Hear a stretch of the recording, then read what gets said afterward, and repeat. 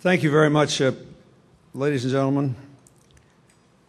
I want to begin by thanking Pete Peterson for those kind remarks. I thank the other leaders of the Concord Coalition. I saw Warren Rudman and Bob Kerrey earlier. I know Bob Rubin's on his way if he's not here. We were at the Common Cause meeting a few moments ago, and I thank him and all the other board members of the Concord Coalition, especially Tim Penny and Charlie Stenholm, because they were among those in the Congress who were pushing hardest for deficit reduction. I'd also like to just take a moment, if I might, to salute the memory of the late Paul Tsongas, who was one of the founders of the Concord Coalition and who was, along with Bob Kerrey and me, in that remarkable Democratic primary in 1992, and who was a loud and clear voice for the imperative of deficit reduction. I'm especially indebted to Bob Kerrey because before he became an academic, he was a senator, and if he had voted the other way on my economic plan, you'd be honoring someone else tonight. That is, assuming we'd still be able to afford dinner here. I very much admire the Concord Coalition and the bipartisan character of it. I had a fascinating night. I went home to Arkansas a couple weeks ago, and I was having dinner with my 90-year-old stepfather. He invited a doctor to come have dinner with us who was my late mother's favorite partner to work with in surgery. And he's 84 now. He and his brother were active in Republican politics going back to the time before I was born. And I was talking to this guy who's a great friend of mine, and I said, you know, I just read Charlie Peters' fascinating book on the 1940 Republican Convention and how the nomination of Wendell Willkie as a committed internationalist enabled President Roosevelt to proceed with the draft and the Lend-Lease program and basically enabled America to try to do its part to win World War II and save the whole cause of freedom in Europe.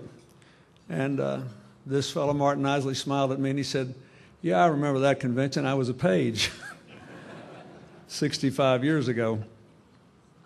And so we got to talking. I said, you know, Martin, when I was a boy, Republicans believed in a balanced budget, and they believed that, other things being equal, the government should operate first at the state and local level, and then if it couldn't be done there, then the federal government ought to do it. But that basically we had a lot in common. So when I was coming up, the difference in the Democrats and the Republicans was we Democrats were a little more eager to say the federal government had to do it, and we were willing to spend a little more money even if we had to tax a little more. But there was a remarkable kind of consensus for fiscal responsibility, and the Republicans actually led the way on the environment, beginning with Teddy Roosevelt. And we had in the debates, maybe because the Cold War made us all soberer and more mature, but the debates, no matter how hot they were, seemed to be by and large more informed by evidence and argument than just simple attacks. And lots of things happened from the late 60s to the present day to bring us to this moment. But there was a complete air of unreality, I thought, in Washington about economic matters and other things for a long time. And I wanted to, I don't know if Bob's here yet, but, you know, I speak all over the world now, and always people come up to me and they say, you know, what great new idea did you and Rubin bring to economic policymaking? Surely there was some stunning insight. I said, oh, there was. Well, what was it? And I always smile and say, arithmetic. But I want to acknowledge sort of the political realities. I know there's nothing more insufferable than a person that doesn't have to submit himself to the discipline of voters anymore, pontificating to those who do. And truth is, a lot of members of Congress took a bullet in 1994 for doing what they did, and it's one of the reasons I got reelected with a fairly easy campaign in '96. And so now, you know, it's easy for me to say, well, the Congress shouldn't do this, that, or the other thing. And truth be told, there were times when I was president making decisions when I was insufficiently disciplined to suit Pete or Warren or Bob Kerrey or even Bob Rubin. Politics is a messy business. Having said that, we're supposed to at least keep the indulgence of the moment within some reasonable bounds.